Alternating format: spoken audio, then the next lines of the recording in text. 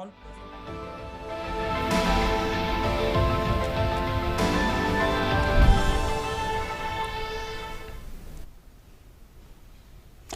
नमस्कार, doctor speak में आप सभी का स्वागत है। मैं हूं ऋतु वर्मा और आज का दिन काफी अहम है क्योंकि आज देश भर में कोविड-19 के वैक्सीन के तैयार होने और मंजूरी के बाद देश भर में जब उस वैक्सीन का वितरण होगा तो वो जो तमाम चरण होंगे वितरण के, उसको लेकर आज ड्राई रन हो रहा है। देश भर में उन तैयारियों का जायजा लिया जा रहा है कि किस तरह से वैक्सीन को कोल्ड स्टोरेज से लेकर उन सेंटर्स तक पहुंचाया जाएगा, क्या पूरी प्रक्रिया रहेगी, कितनी दुरुस्त है ये पूरी तैयारी, उसका जायजा लेने के लिए देश भर में आज ड्राई रन हो रहा है। इस कार्यक्रम में कोविड से जुड़ी समस्याओं के बारे में बात करेंगे, साथ ही साथ हमारे साथ जो डॉक्टर्स का पैनल जुड़ेगा उनसे इन बारीकियों को भी समझने की कोशिश करेंगे। मेरे साथ मेरी सहयोगी रहेंगे अगले 1 घंटे में mark. Namaskar. And yes, indeed, and you can always send us your questions on Facebook, our Facebook page, DD News Live, where you can watch this particular telecast as well as send in your questions. And also you can call us in. Our numbers will be flashing on your screen during the program. Let me introduce you to our doctors. Today we have an eminent panel. We have Dr. Anil Gurtu, who's the head of the Department of Medicine at Lady Hardinge Medical College. Dr. Rohit Sareen is the former director at the National Institute of Tuberculosis, and Dr. Ved Prakash is the HOD of Pulmonary and Critical Care at King George Medical University in Lucknow. These are our doctors panel for today. We shall be having them on the screens in a short while.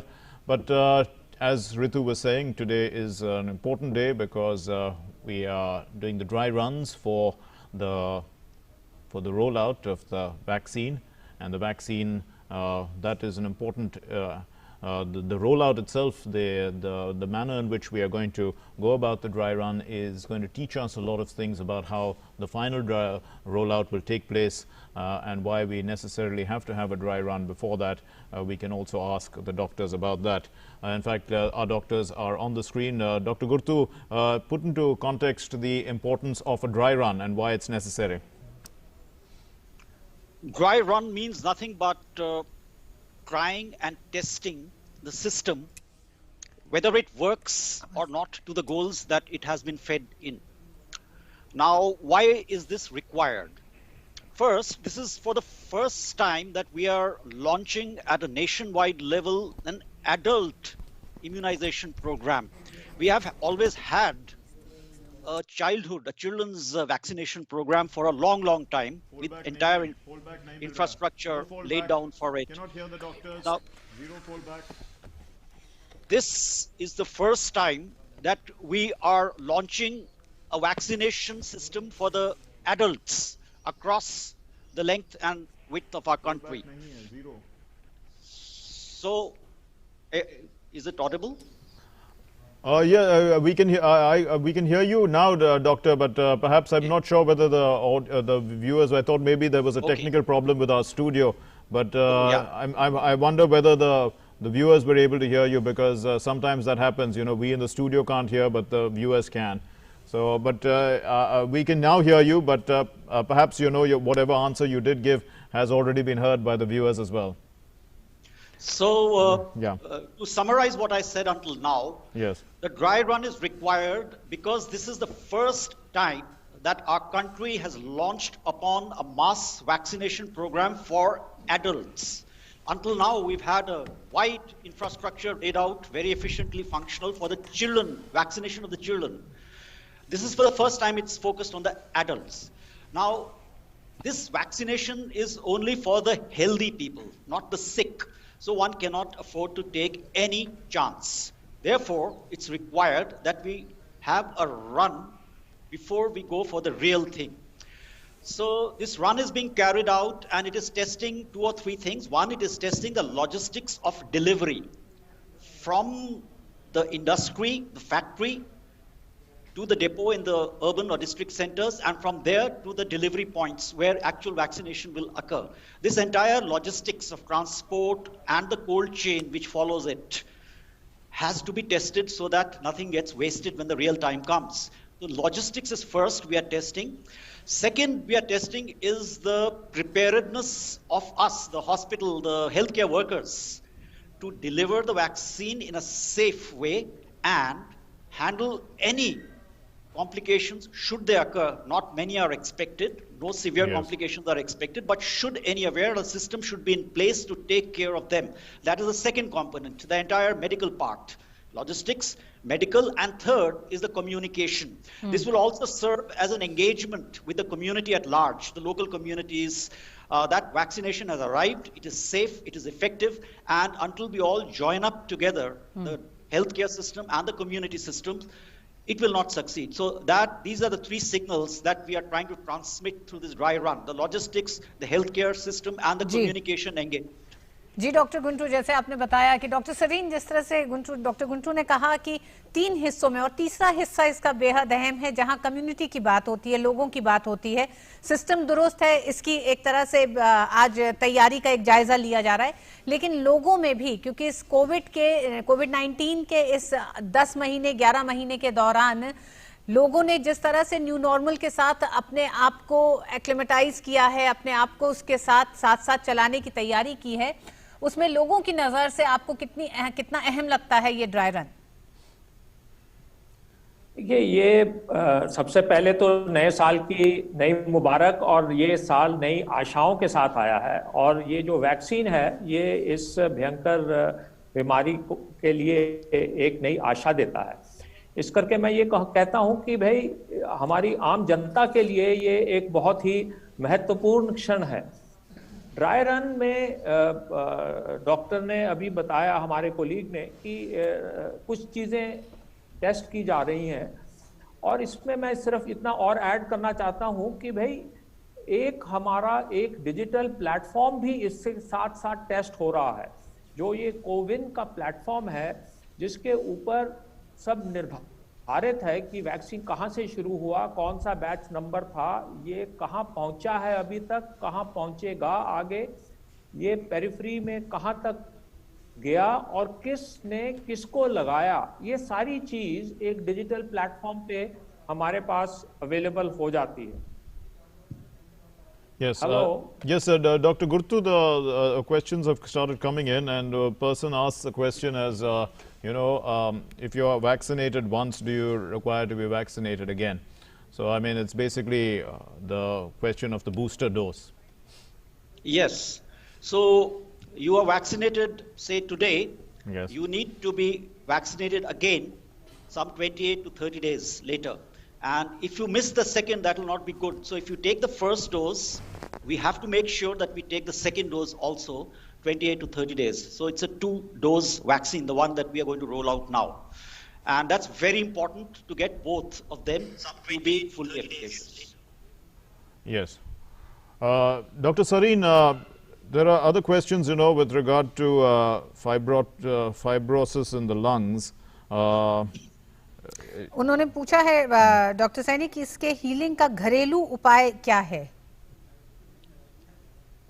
देखिए, एक बार बीमारी होती है तो अधिकतर तो वो self limiting बीमारी है और हीलिंग हो जाती है, परंतु कई बार कॉम्प्लिकेशंस आते हैं, जैसे अभी मार्क ने बताया कि फाइब्रोसिस ऑफ द लंग भी रह जाता है, और जब ऐसा होता है तो फिर उसके लिए आपको विशेषज्ञों के पास ही जाना पड़ता है, और उनकी राय के अनुसार आपको मैनेजमेंट होती है। क्यों करके ऑक्सीजन सैचुरेशन, ऑक्सीजन जैसे हम सब जानते हैं हमारे जीवन के लिए एक बहुत महत्वपूर्ण चीज़ है, और उसके बिना हम जी नहीं पाएंगे। तो ये ऑक्सीजन ड्रॉप करता है जब फाइब्रोसिस होता है, तो इस करके ऑक्सीजन रिप्लेसमेंट दी जाती है, और बाकी भी कुछ अन्य चीज़ें, दवाइयाँ ऐसी हैं जो कि इस पोस्ट कोविड कॉम्प्लिकेशंस में भी काम आती हैं। सो ये फाइब्रोसिस के कॉन्टेक्स्ट में मैं कहना चाहता हूँ। Dr. Sareen, now that the vaccine is being rolled out, let's go through, the priority list about people will all be, when's my turn coming? So who should be getting the vaccine, and when should people be waiting? Those who are healthy, they can wait for some time perhaps to get the vaccine in a priority list. Perhaps you can help us understand what the priorities are. Well, I think the first and foremost priority is the health providers or the health workers who are really taking huge step forward in, you see, caring for society at large. So these are our soldiers, our generals, and in the absence of that, the whole system collapses. Hence, that has become the first priority for giving this particular vaccination. And subsequent to that, there are also the frontline workers who are not directly medical professionals or linked with the profession as such, but they are working in the peripheral part. Our ASHA workers are there, our other peripheral health providers are there. So then these are the frontline workers. The pharmacists would be there. The people who are handling the vaccine material, that would be there. So these are the frontline workers, and they come as the second group. And it is after that that we go towards that group which is most likely to, you see, suffer from the comorbidities which are linked as such with age. So 50 plus years of age would be the third one, and 50 minus years would only be used for those who are having other diseases like diabetes or hypertension or so on. So this is the graded way in which the vaccine will go. The first and foremost is the health workers, and I'm sure that within this month and maybe very shortly, this vaccine will be rolled out for all the health workers in the country. जी हाँ, लगातार स्वास्थ्य मंत्री का भी कहना है कि Covid का टीका सभी को मिलेगा, सबको हासिल होगा, मुफ्त हासिल होगा, ये भी कहा उन्होंने कई मौकों पर, लेकिन उसकी भी प्राथमिकताएं तय की गई हैं। डॉक्टर गुर्टू, जो सवाल आ रहे हैं उसमें अब वैक्सीन को लेकर लोगों के पास कई तरह के सवाल हैं, जिसमें ये भी लोगों का सवाल है कि वैक्सीनेशन से कोई एलर्जी उत्पन्न होने पर इसका समाधान उपलब्ध है? बिल्कुल है। पहली बात तो वैक्सीन से जो एलर्जीज आमतौर पे हम जो ये वैक्सीन आ रहे हैं हमारे यहाँ, उससे हम एक्सपेक्ट, हमारी ऐसी आशा नहीं है कि ये कोई ऐसी खतरनाक एलर्जीज करेंगे पैदा। छोटी मोटी हो सकती हैं कम लोगों में वो भी, और चाहे कोई भी एलर्जी हो, हल्की से हल्की और खतरनाक से खतरनाक, जो कि उम्मीद नहीं हमें होगी, लेकिन अगर हो भी गई तो हमारे यहाँ जो हमने सिस्टम बनाया है अस्पताल में, हमारे ही अस्पताल में जैसे सब अस्पतालों में, वो 3 भागों में बांटा गया है। एक में जहां आपका रजिस्ट्रेशन होएगा और आईडी वेरिफिकेशन होएगा, उसके बाद दूसरे कमरे में आपको टीका लगेगा, और तीसरे कमरे में आपको 30 मिनट तक हम रखेंगे जहां डॉक्टर आप पर निरीक्षण, आप पे एक नजर रखेंगे। अगर आपको छोटी सी भी कोई समस्या होगी तो उसका वहीं समाधान होएगा, और कोई, ये सब हॉस्पिटल से जुड़े हुए रहेंगे, तो अगर कुछ मेजर बात होती है, उम्मीद नहीं है कि ऐसे होएगा, लेकिन अगर हो भी गया किसी और वजह से, वैक्सीन की वजह ना हो, तो हमारे सीधे अस्पताल से जुड़े रहेंगे, इमरजेंसी से जुड़े रहेंगे। तो ये पूरा एक इंटीग्रेटेड सिस्टम है, रजिस्ट्रेशन से लेके साइड इफेक्ट मॉनिटरिंग से लेके अस्पताल से लिंकेज, तो ये पूरा सिस्टम आज ड्राई रन में हमने टेस्ट किया है। Dr. Sareen, since there's a mutant strain of the virus that's making news, and it's supposed to be a super spreader and spreads fast, and it's also targeting the youngsters in some way, which the earlier strain didn't seem to target too much. What is the concern about this mutant strain and its effect on the vaccine program?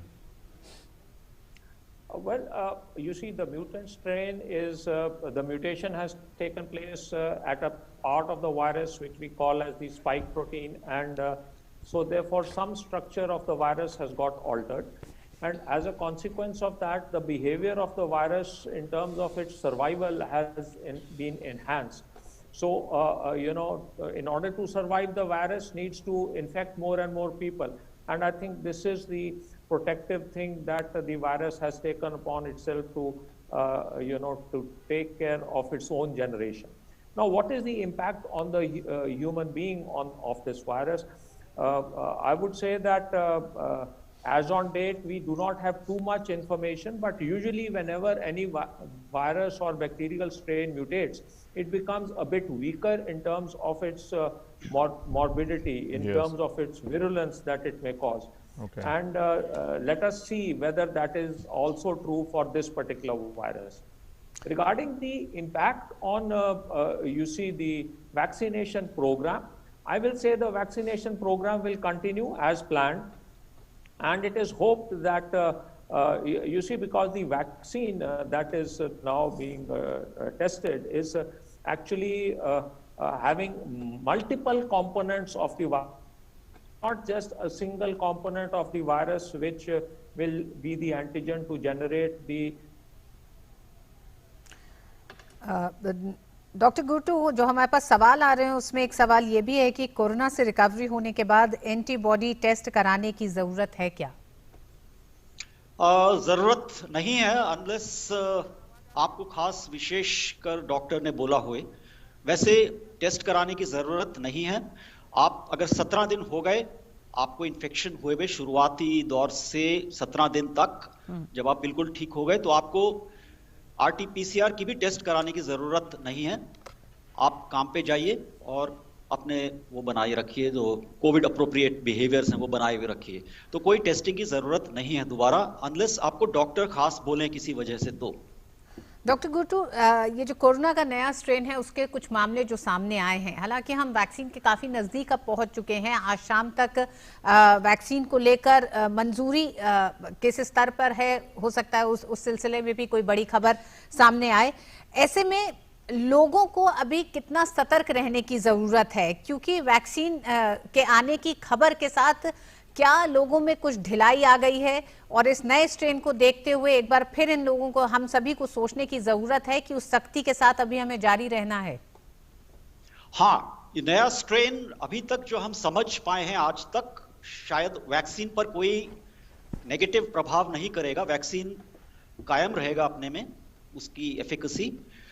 लेकिन सवाल ये उठता है कि vaccine आया या नहीं आया, वैक्सीन लग भी गया तो भी हमें जो कोविड अप्रोप्रिएट 3 व्यवहार हैं, मास्किंग, डिस्टेंसिंग और भीड़ भाड़ के इलाकों में नहीं जाना, खासकर जहां पर वेंटिलेशन हवा का ठीक नहीं है, बंद कमरे हैं, उनके अंदर भीड़ भाड़, और हाथ धोते रहना छूने के बाद किसी चीज को। तो ये तो वैक्सीन के बाद भी ज्यादा जरूरी हो जाएंगे। क्यों?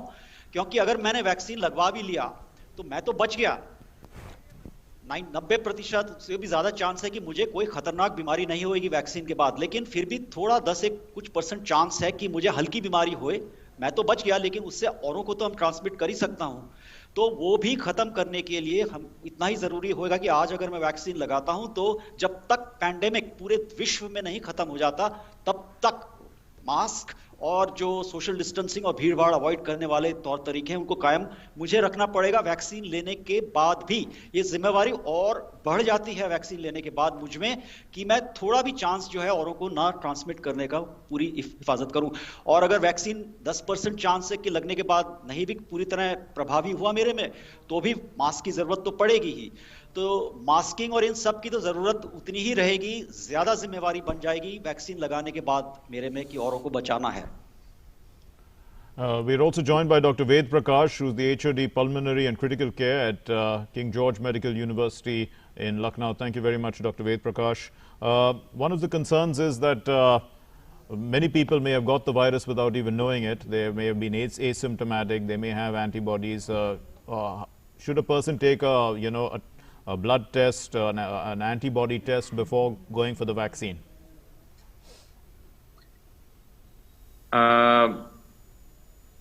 This is very much a valid question because in our country we feel and supported with many zero surveillance in the society carried out by various agencies, that the strain which is infecting in whole world initially, we are getting people are getting the herd immunity, and the levels of immunity is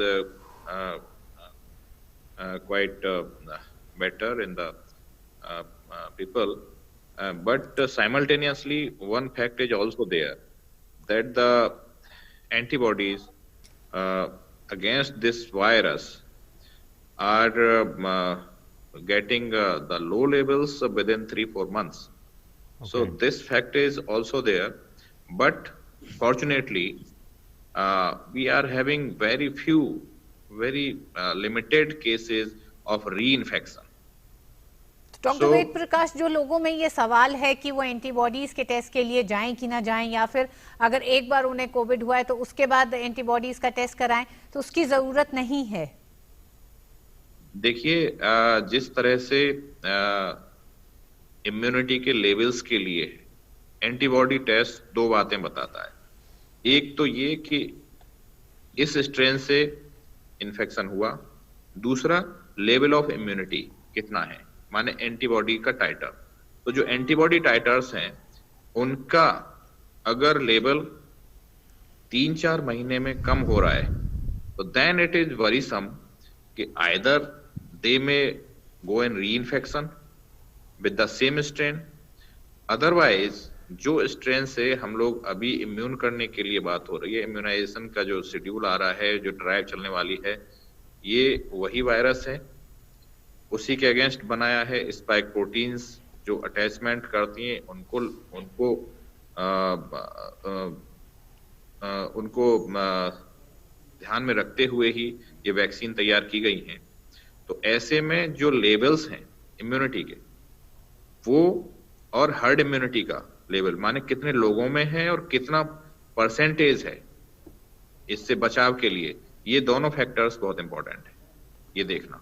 ji Dr. Gurtu, will there be any side effects for people who already have antibodies and have no idea that they have it and have gone for the vaccine and taken the vaccine? Are they likely to have more side effects than a normal person? No, none that we expect as of today. Anyone who has had COVID infection should also get vaccinated after recovery from the infection. That is what we believe now, because that vaccination, the immune response following vaccination may be more robust, more diverse compared to that because of unnatural infection. So if I have had COVID infection and I have fully recovered 2 weeks over and I am free from symptoms, then I must get myself vaccinated even though I have had COVID. It is required, and there's no need to test antibodies before deciding whether to take vaccine or not, because that's immaterial. Vaccination will be required. Booster response will be maybe more robust if I've already had some antibody response from an earlier infection. So vaccine goes whether you've had or not had COVID. Okay, that's good. Doctor Prakash, आज उत्तर प्रदेश में, पूरे देश में आज Covid vaccine को लेकर dry run चल रहा है और उत्तर प्रदेश के भी कई सेंटर्स में है। ऐसे में आपको क्या लगता है कि वो कौन से बिंदु हैं जिन पर एक तरह से तैयारियों का जायजा आज के ड्राई रन में होगा? देखिए, जब क्योंकि वैक्सीन का एक तो चेन को मेंटेन करना है, जो कोल्ड चेन है, सप्लाई चेन और डिस्ट्रीब्यूशंस, ये, और साथ ही साथ जिन लोगों के जहां सेंटर्स बनाए जाने हैं जहां पे वैक्सीन लगेगी, उन सेंटर्स का एक तरह से ड्राई रन हो रहा है। जैसे मॉक ड्रिल हम लोग करते हैं किसी तैयारी को लेकर के, जिससे कि कोई आने वाले समय में जब ये वैक्सीनेशन ड्राइव चलेगी तो उसमें कोई ऐसे व्यवधान नहीं आए या कोई ऐसी अनटुवर्ड हैपनिंग ना हो, उसको लेकर के ये ड्राई रन किए जा रहे हैं। और इसमें जो समस्याएं सामने आएंगी उनको इन एडवांस अपफ्रंट उसका एक सॉल्यूशन जो टीम लगी हुई है वो निकालेंगी, जिससे कि जब ड्राइव चलेगी उस समय कोई इस तरह की परेशानियों का सामना ना करना पड़े। जी Dr. Prakash, the kind of concerns that may come about are largely with logistics. But with regard to the vaccine itself, this we won't be able to know right now. But what would you say? I mean, are the vaccines themselves, because of the condition, we are not, of course, looking at vaccines which are required to be minus 70 degrees in our country. But storage of the vaccine itself in the current climate and all that, those issues are pretty much sorted out. Yeah, definitely, that's right. But when these logistic issues has been solved, otherwise the vaccine is coming with all the trials, which are the safety trials, phase 3 trials, and the efficacy. Yes, are very important. One is safety, and another is efficacy. So, if there is any reaction or any untoward happening in some limited individuals, then it has to be taken care. And at this point of time, we cannot, predict, but we are trying to take all the precautions that the center for vaccination, designated center, should have all the facilities for any untoward happening, and all the facilities to help these patients in the situation of crisis. So that has to also be ensured beforehand when we are towards the Yes. vaccination drive. Yes. So we are joined by Dr. Sareen. Once again, we seem to have lost contact in the middle. Dr. Sareen, thanks for being with us once again. What do we, when we're looking at the rollout of the vaccine, there are several candidates, and over time, that by the time the complete rollout is over, there would be many more candidates in the fray. What do you see? Do you see, as some people who don't want to stand in queues, will they be able to go and buy, vaccines off the shelf and get themselves vaccinated in a proper, through a proper procedure with a doctor that they are familiar with? Is that likely to happen? But I think it's too early to say anything on these lines. But yes, definitely the vaccine will also be given through the private sector. So I would say that in due course of time, there is a possibility that what you say will happen. That means even today for any vaccination in children, they can go to the private doctor and get it at their convenience. So similar thing will happen, but not to start with. I mean, this may happen much later after the priority age groups and the priority sector has been addressed. Doctor Sarin, ये COVID vaccination का जो पूरा ये प्रक्रिया रहेगी, इसमें एक app के जरिए डेटा का कलेक्शन होगा, उसको मेंटेन किया जाएगा। ऐसे में ये बहुत ज़रूरी होगा जो सेंटर्स हैं, जो खासकर और ग्रामीण इलाकों के इर्द गिर्द के जो सेंटर्स हैं, वहाँ पे इंटरनेट की सुविधाएं रहें। पिछले कुछ सालों में देश में एक पूरा सिस्टम तैयार हुआ है वैक्सीनेशन को लेकर, और वो सिस्टम बेहद पुख्ता है। उस सिस्टम की कितनी जरूरत या कितनी रीढ़ रहेगी इस पूरे वैक्सीनेशन की प्रक्रिया में, वो जो मजबूत सिस्टम तैयार हुआ है देश में? देखिए, ये आपको ये चीज हम सबको ये चीज समझनी बहुत आवश्यक है कि ये वैक्सीन एक नया वैक्सीन है और एक नए तरीके से दिया जा रहा है, एक नई पॉपुलेशन ग्रुप में दिया जा रहा है, और इसके लिए अब इसका क्या साइड इफेक्ट होगा नहीं होगा ये कहना बहुत मुश्किल है। अभी की जब इसको अप्रूव किया जाता है तो जो इसके इनिशियल रिसर्चेस हुई हैं और डिफरेंट फेजेस ऑफ रिसर्च के अंदर देखा गया है कि इसकी एफिकेसी ठीक है और इसके जो साइड इफेक्ट हैं वो बहुत मिनिमल है। बट जब हम लार्ज मासेस में देते हैं तो ये कहना बहुत मुश्किल है। इसके लिए ये बहुत आवश्यक हो जाता है कि वैक्सीन का right from the period of manufacture till the period जब उसको किसी व्यक्ति को दिया जा रहा है, हम पूरा ट्रेस कर पाएँ। और इसीलिए ये जो नई ऐप बनी है, कोविन ऐप और डिजिटल प्लेटफॉर्म है, इसके माध्यम से हमें ये बहुत क्लियरली पता चल जाता है कि अगर किसमें कोई रिएक्शन हुआ है या किसी में कोई इफेक्ट नहीं आया है तो ऐसा कौन सा ये व्यक्ति है, किसने इसको वैक्सीनेट किया है, कौन सा बैच नंबर वैक्सीन का था जिससे इसको वैक्सीनेट किया गया है। तो ये बहुत आवश्यक है और ये बहुत एक आधुनिक टेक्निक है जिसके माध्यम से हम ये पूरी जानकारी ले पाएंगे। Dr. Gurtu, there are lots of vaccine skeptics, especially, when we seem to have the virus under control and people think that, I mean, what's the point now when most people are recovering and those who recover are getting some sort of immunity and the virus is not life-threatening in that sense as we had thought initially. But you have advised that everyone should take this vaccine. So what would you say to vaccine skeptics at this point of time? See, vaccine skeptics come in different shape and with different belief systems. One are the minority who are out and outright skeptics. Nothing will convince them. But they're a minority, 1 to 2 to 3% maybe. But a larger variety falls somewhere in between fully convinced and not really convinced. And we have to address by relating to their health belief systems. Why do they think so? Most of them think that they will not get it. And if they get it, so what? As you said, it's a minor thing, just a cold and cough, and I'll come out of it. So that kind of a health belief system has to be addressed, communicated with, and that is the prime task, to create a vaccine readiness psychology in the masses, in the community. From that perspective, first we require information honestly delivered. And second, we require to create trust.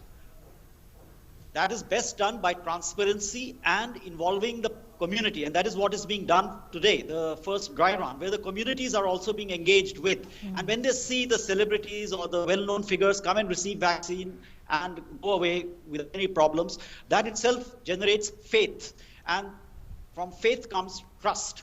And trust is best addressed using transparency and information. So with this kind of a strategy, I suppose we should be able to take care of a major chunk of vaccine skeptics and shift them towards vaccine believers. A small minority, 1 to 2% might remain, but that's okay. It's a consent-based scheme. Anyone who doesn't want is free to opt out. That won't really affect if majority, say 70% get vaccinated. That should serve the purpose. Doctor Prakash, जिस तरह से doctor Gurtu ने कहा कि ये उस सोच पे निर्भर करता है कि हमें ज़रूरत नहीं है वैक्सीन की क्योंकि हमें हो चुका है कोरोना, हमें नहीं अब चाहिए, ये जो सोच है इसको दूर करने के लिए उन्होंने कहा कि लोगों के बीच में एक जागरूकता अभियान वैक्सीन को लेकर, इस बीमारी को लेकर चलाने की ज़रूरत है। क्या आपको लगता है इस दिशा में अभी सरकारें काम कर रही हैं या और ज़्यादा मजबूती से करने की ज़रूरत है, क्योंकि ऐसे बहुत से लोग अभी पाए जाएंगे? हाँ, देखिए, जहाँ तक इम्यूनिटी के लेवल्स और इनका सवाल है, मैं कहूँगा कि सबसे पहले जो प्राथमिकता अभी रखी भी गई है सरकारों द्वारा, और ये ही होना चाहिए कि जो वल्नरेबल ग्रुप है, जिसको हम लोग कह सकते हैं कि एक तो ये लोग जो हाई रिस्क पे हैं एक्सपोजर के, वो लोग ये हैं जो लोग इन लॉजिस्टिक्स से लेकर के जो पेशेंट के एडमिशन तक एम्बुलेंस ड्राइवर्स होंगे उसमें, या फिर जो सुरक्षा व्यवस्था में लगे लोग हैं, और डॉक्टर्स और ट्रीटिंग जो टीम है उसके सदस्य सभी जो इन इन्फेक्टिव पेशेंट्स को ट्रीट कर रहे हैं, तो इनको आवश्यक है इसको वैक्सीनेशन कराना, पहला। दूसरा ग्रुप वो वल्नरेबल है जिस ग्रुप में से मौतें ज्यादा हो रही हैं, उनमें जो एज्ड इंडिविजुअल्स हैं, जो 60 से ऊपर की उम्र के लोग हैं, और छोटे बच्चे हैं, या फिर आपके महिलाएं हैं, और जिनको कोई न कोई बीमारी है, जैसे शुगर की बीमारी है, या हाइपरटेंशन है, लंग्स की कोई बीमारी है, हार्ट की बीमारी है, किसी को लिवर की है, किडनी की बीमारी है, या किसी का कोई ऑर्गन ट्रांसप्लांटेशन हुआ है, या कैंसर के पेशेंट्स हैं। ये एक हाई रिस्क और वल्नरेबल ग्रुप है जिनमें से मौत का आंकड़ा हमारा बढ़ता है, तो इनको वैक्सीनेट करना, और जो इसकी जो केयर कर रहे हैं उन लोगों को, तो ये सबसे बड़ी प्राथमिकता सरकार की है, और इसी को लेकर के सारी तैयारियां की जा रही हैं।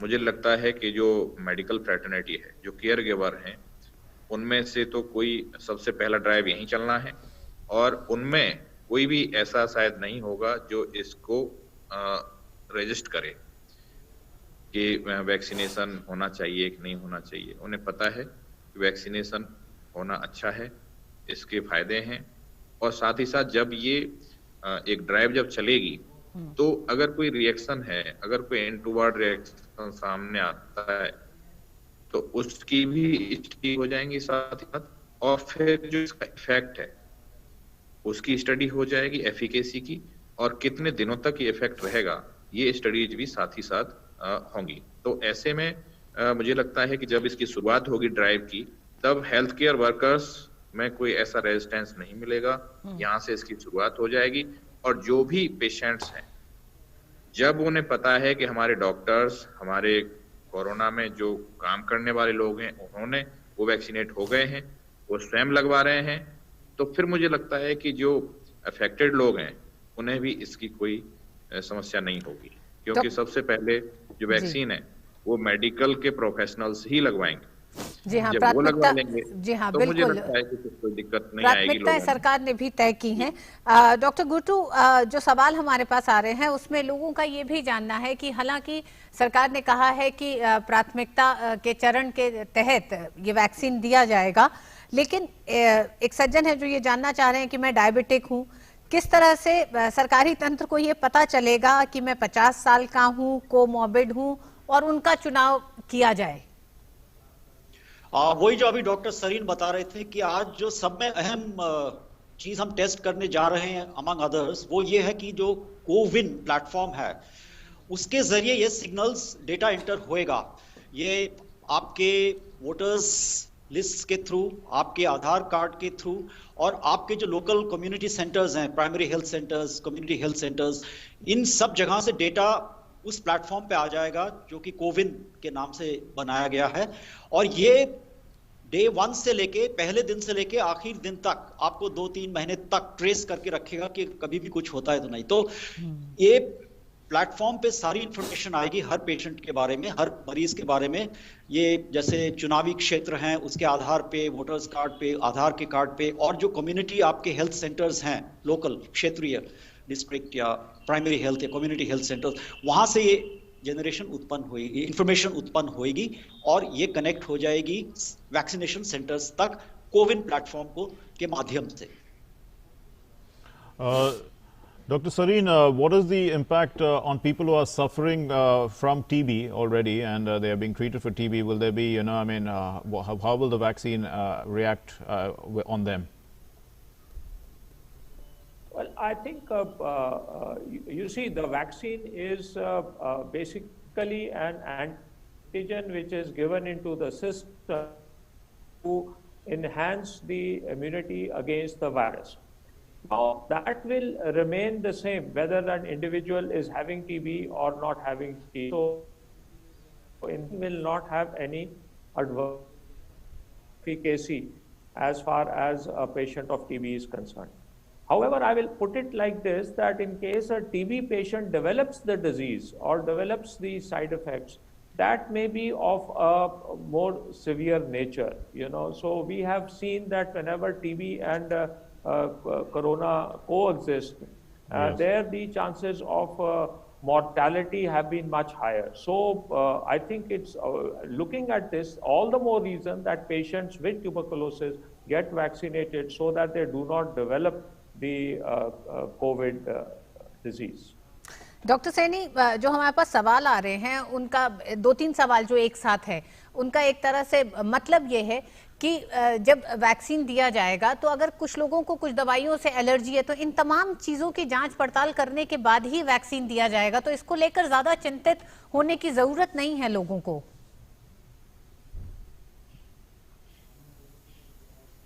हाँ, मैं ये कहूंगा कि देखिए, जब ये वैक्सीन को अप्रूव किया जाता है तो ये सब चीजें देखी जाती हैं कि कितने प्रतिशत लोगों में इसका एक एलर्जिक रिएक्शन होने की संभावना है।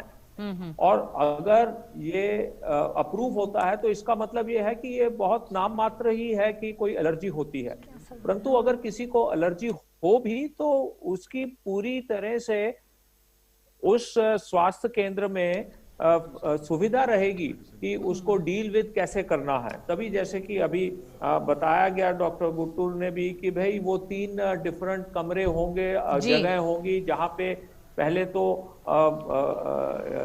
जो भी मरीज है उसका निरीक्षण किया जाएगा, दूसरे पे उसको वैक्सीन दिया जाएगा और फिर तीसरी जगह वो आधा घंटा बैठ करके ऑब्जर्व किया जाएगा। और अगर उस दौरान उसको कोई भी समस्या आती है तो medical facility is available there, जिसके लिए उसको उस जो एलर्जिक रिएक्शन अगर कोई हो तो उसको देखभाल किया जाए, उसका ट्रीटमेंट हो।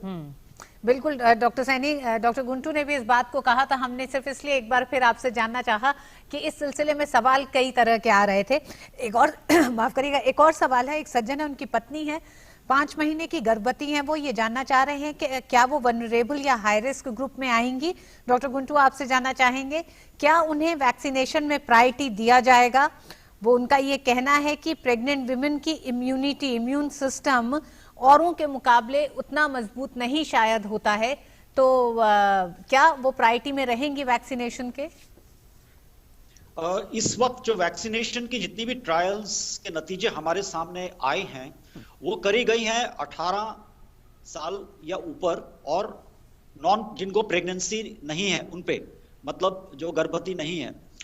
तो अभी जो ट्रायल का डेटा है वो हम अप्लाई कर रहे हैं पहले चरणों में सिर्फ उन पे जो 18 साल से ज्यादा हैं, बच्चों पे नहीं, और जिनको प्रेगनेंसी नहीं हो। आने वाले समय में जैसे जैसे डेटा बच्चों पे और प्रेग्नेंट विमेन पे आएगा तो उन पर भी ये नई चरण से शुरू हो जाएगा। जहां तक कोविड और प्रेगनेंसी का संबंध है, इतना कोई खास खतरा नहीं है कि ये नहीं है कि प्रेगनेंसी अगर है तो कोविड ज्यादा प्रभावी करेगा, ज्यादा खराब प्रभाव करेगा प्रेगनेंसी पे, ऐसा अभी तक देखा नहीं गया है। जो बच्चा पैदा होता है उसमें भी इतना खराब प्रभाव नहीं है, उसके इन्फेक्शन रेट ना के बराबर ही मान रहे हैं। तो वही सिर्फ प्रिकॉशंस रखने हैं, प्रेगनेंसी में ज्यादा कड़ाई से ज्यादा सख्ती से प्रिकॉशंस रखने बचाव के इस वक्त, क्योंकि वैक्सीन अभी थोड़े समय बाद लगाएंगे जब डेटा आ जाएगा उसके बाद, क्योंकि सेफ्टी का ध्यान रखा गया है। तो थोड़े समय के लिए इंतजार करें, तब तक प्रिकॉशंस जो है मास्किंग और डिस्टेंसिंग का ज्यादा इस्तेमाल करें जो प्रेग्नेंट वुमेन है खासकर, और जैसे डेटा आएगा तो इन पे भी लागू हो जाएगा। मैं समझता हूं कि इन पे सेफ पाया जाएगा, जहां तक कि अभी लग रहा है ऐसा। Right. So 2021, we started a new year. Dr. Ved Prakash, what would you say? I mean, by the middle of this year, we should be free of COVID. At least we should be back to the normal in a sense. That's what people are hoping for. Yeah, definitely. The 2020 is known for the disease and for the disasters with the storm.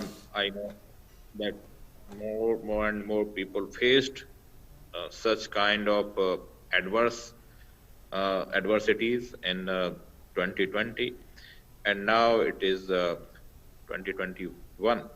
So this year would be, I think, the year known for vaccinations worldwide, and this will be the vaccination year ahead. So the vaccination drive, because it is a big number to whom we have to provide the vaccines and all the sort of facilities, as Dr. Gotu and Dr. Sani said, that the certain, we have to keep an eye and observation on the patient for any adverse reactions. So it needs to be at the expert care centers. In these centers, where the critical care and other facilities are available for any adverse reactions. So I think in 2020, not the mid-21, but it is, I think, whole 21 will be for vaccination, I think. Okay, so the 2021 is going to be a year of vaccinations. Dr. Gurtu, the question is about the emergency approval. Many countries have already beaten us to it, but, I mean, the fact is that we've taken our time, but the point is, what are the protocols involved with giving emergency approval? Someone wants to know that. Efficacy, effectiveness के बारे में पूछा doctor Gurtu और उन्होंने कहा है कि जवाब वो शायद हिंदी में चाहते हैं। हाँ, तो ये जो इमरजेंसी अप्रूवल है, ये 2019 में भारत सरकार ने एक अमेंडमेंट किया हमारे जो कानून है उसमें, हेल्थ कानून में, वो उसमें ये इंट्रोड्यूस किया गया, ये लाया गया उस कानून में, नए कानून में। उसका नाम है एक्सेलरेटेड अप्रूवल प्रोसेस। यानी एक वैक्सीन, एक दवाई जो कहीं बाहर के देश में, जहां संस्था, हेल्थ केयर संस्थाएं वगैरह अच्छी हैं और भरोसेमंद हैं, अगर वहां अप्रूवल मिल जाए उसको पूरी तरह से और वो डेटा पूरी तरह से हमें दे दें, और तब हमारी जो एक्सपर्ट कमिटीज हैं वो बैठकर उस डेटा को देखें, और अगर उस डेटा को देखने के बाद लगता है कि पूरी तरह सुरक्षित, सेफ और इफेक्टिव भी है ये वैक्सीन, तो इमरजेंसी अप्रूवल जो हमारे देश में जिसका नाम है एक्सेलरेटेड अप्रूवल प्रोसेस, तो जल्दी करके, जल्दीबाजी में ये मतलब नहीं हुआ कि हमने नजरअंदाज कर दिया है खतरों को या सेफ्टी को, नहीं, सुरक्षा को नहीं। जल्दबाजी का मतलब जल्दबाजी नहीं है, जल्दबाजी का मतलब एक और देश में पूरी तरह हमने अपने आप को संतुष्ट कर लिया है कि ये पूरी तरह डेटा हमारे पास है, जो हमारे सामने आया है वो पूरी तरह सक्षम है ये, और कोई ऐसा सेफ्टी सिग्नल, खतरे का सिग्नल इससे नहीं निकला है, तो उसको सीधे हम अपने यहाँ लागू करते हैं। और जब लागू करते हैं तो इसके एक और निगरानी, एक और फेज 4 ट्रायल्स शुरू हो जाती हैं, जिसपे कि निगरानी रखी जाती है। अगर कहीं भी कोई संकेत उठता है खतरे का या कोई भी संकेत उठता है असंतुष्टि का, तो वो पूरी तरह से फिर एनालाइज होता है। तो अब जब अप्रूव हो गया है, लागू होएगा, इसका मतलब ये नहीं कि निगरानी हट जाएगी, फेज 4 ट्रायल शुरू हो जाएगी। फेज 4 का मतलब सर्वेलेंस, निगरानी, पूरी तरह फार्माकोविजिलेंस प्रोसेस हम बोलते हैं, वो ऑलरेडी शुरू हो जाएगा। और कहीं भी संकेत उठता है, उभरता है, तो उस पर पूरी तरह कार्रवाई होएगी। तो इस फेज 3 के बाद अब फेज 4 में आके हम शुरू करेंगे इसको। जी डॉक्टर गुट्टू, एक सवाल और है। इनका कहना है कि अगर पेशेंट रूमेटिक आर्थराइटिस का है, जो इम्यून सप्रेसेंट मेडिसिन ले रहा है, तो क्या उसे स्टैंडर्ड वैक्सीन जो वायरस से बना हुआ है वो लेना चाहिए, और he should opt for an mRNA type vaccine? दो ठोस रूप से, बहुत ठोस रूप से देखा जाए इनके दृष्टिकोण से, इनके सवाल के दृष्टिकोण से, तो 2 टाइप के वैक्सीन हैं। एक है लाइव वायरस वैक्सीन, यानी जीवित वायरस को हम, या हल्का किया गया लेकिन जीवित लेकिन हल्का किया गया वायरस को हम इंजेक्ट करते हैं, ताकि वो अंदर जाके हल्का इन्फेक्शन करे और उससे बहुत जोर का जबरदस्त इम्यून रिस्पॉन्स आता है और वो हमें आगे बचाता है। एक तो ये वैक्सीन होते हैं लाइव वायरस, जिंदा वायरस के vaccine.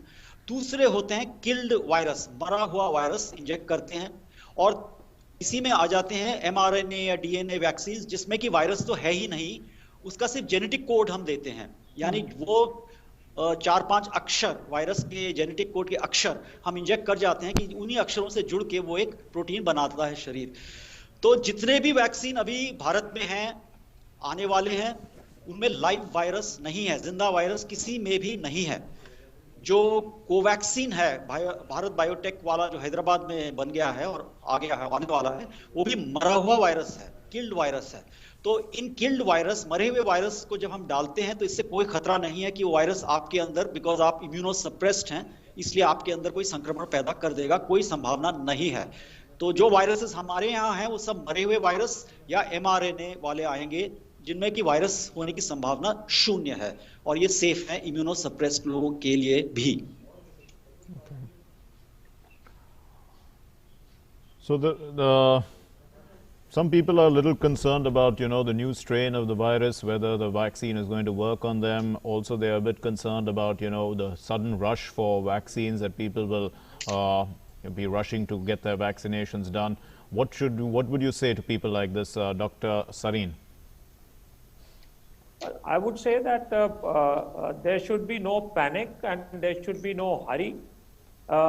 Everyone will be vaccinated with a different prioritization. That is the only thing, and that prioritization is also in the larger interest of the community, because you see that prioritization for health workers, because they are the ones who are really helping out the community to solve this issue and to take care of the COVID patients. So we need that group to be vaccinated first, and subsequent to that, you see the others who are involved in this process of healthcare, whom we call as the frontline workers, and then those who have a larger likelihood of getting more mortality as a consequence of the virus, who have more comorbid conditions, then that is that group. So whatever this prioritization has been done, that has been done keeping the larger community interest in mind. Hence, there should be no panic on part of the society at large that मुझे आज vaccine नहीं मिला है, I need to rush somewhere and get it immediately. Secondly, here I would also like to stress on this point that even though the vaccine has come and will be given, but still you see the three mantras of wearing a mask, washing your hands, keeping distance, social distance, physical distance, those things have to continue to be practiced, because we cannot do away with them. The protective efficacy of the vaccine is not 100%. At best, it will be about 70%, the vaccine that we are going to give now, and maybe even the others. Subsequently, also, we don't know for how long is the protective effect of the vaccine. So please don't forget the three mantras that we have always been talking of for the past 1 year. जी That has to remain with you. I mean, that is the gospel truth that you have to understand. बिल्कुल So, doctor Sarin I- और doctor Guntur और doctor प्रकाश से हम अंतिम में आप दोनों के इस पे जरूर राय जानना चाहेंगे, और ये भी बताना चाहते हैं लोगों को कि डॉक्टर्स का क्या कहना है। 2021 हालांकि एक खुशखबरी एक इस खबर के साथ आया है कि वैक्सीन तैयार है, लेकिन 2020 का जो संघर्ष रहा है हम लोगों का कोविड के साथ, कोविड-19 के साथ, उसे अभी हमें जारी रखना है, यानी कि एहतियात के तौर पर। आप दोनों से लास्ट वर्ड के तौर पर, डॉक्टर वेद प्रकाश आपसे भी और डॉक्टर गुंटू आपसे। देखिए, इसका जो बचाव के छोटे छोटे उपाय हैं, जैसे हैंड हाइजीन, रेस्पिरेटरी हाइजीन, 2 गज की दूरी, मास्क है जरूरी, और हमारे जो एग्रीगेशन हैं, जो ज्यादा लोगों को इकट्ठा नहीं होना है, दूरी पे रहना है, मीटिंग करना है तो खुले में करने की कोशिश करें, खुले में मीटिंग करें, या फिर बहुत ही वेंटिलेटेड ड्वेलिंग्स में ही लोग बैठें, कैपेसिटी से आधे या उससे कम लोग बैठें। इस तरह के जो प्रयास हैं हम लोगों के बचाव के, ये छोटे छोटे प्रयास इस बड़ी महामारी को मात देने के लिए पर्याप्त होंगे, और बहुत ही अच्छे तरीके से मैं कहूँगा कि 2020 में देश के नागरिकों ने इसमें एक सहयोग किया है, और ये जारी रहना चाहिए, क्योंकि जैसा कि अभी डॉक्टर साहब ने बताया, डॉक्टर सरीन जी ने, कि इसका जो इफेक्टिविटी है वो 100% नहीं है, लेकिन ये जो उपाय हैं ये जरूर एक बेहतर उपाय हैं, छोटे छोटे उपाय हैं, इनको हमें अपनी आदत में शुमार करना होगा, और बिल्कुल इनको रिलीजियस तरीके से हमारे लोगों को एक जिम्मेदार नागरिक की तरह से व्यवहार करते हुए इसको अपनाना होगा। जी डॉक्टर गुट्टू, पिछले 1 साल में कह सकते हैं 2020 मार्च के बाद से हम एक नए जीवन शैली में चले गए हैं। अब इस जीवन शैली को और ज्यादा अपनाने की भी हमें जरूरत है, यानी कि वैक्सीन के साथ हम इन तमाम चीजों को न भूलें। क्या ये कहना है आपका 2021 के लिए भी? हाँ बिल्कुल, क्योंकि वैक्सीन से तो एक नई उम्मीद का उदय हुआ है शुरुआती तौर पे आज, लेकिन अब ये वैक्सीन अपने आप में वास्तविकता में नहीं बदलेगा। वो वैक्सीन का जो वास्तविक असर है हमारे समाज पे, वो निर्भर करता है हम अपना व्यवहार कैसा रखते हैं। अगर हम वैक्सीन आ गया इस हाहुल्ले में सब कुछ भूल गए, मास्क वगैरह, और वैक्सीन लगवा के फिर से पुरानी आदतों पे आ गए, तो वैक्सीन से जो हमें लाभ मिलना चाहिए था सामुदायिक तौर पे, वो नहीं मिलेगा। तो वैक्सीन प्लस जो कुछ भी हम करते आ रहे हैं 2020 से, जो कुछ भी तीनों चीजें जो बताई हैं अभी, वैक्सीन प्लस वो 3 व्यवहार वो कायम रखने होंगे, तभी जाके इसका फायदा होएगा, वरना ये सूर्योदय सूर्यास्त में भी बदल सकता है। Right, and on that note, we'd like to thank all our doctors who joined us today, Dr. Anil Gurtu, Dr. Rohit Sareen, and Dr. Ved Prakash. Thank you very much for your valuable insights, and they've really certainly helped us a great deal to understand the rollout of the vaccine, where we currently are in this fight against COVID, and definitely 2021 is going to be the year in which we're going to win this battle with COVID, get our lives back to a sense of normality, perhaps by the middle of the year. And on that note, we'll leave all of you for the moment. News and updates continue here on DD News and DD India. Thanks for watching. Namaskar. Namaskar.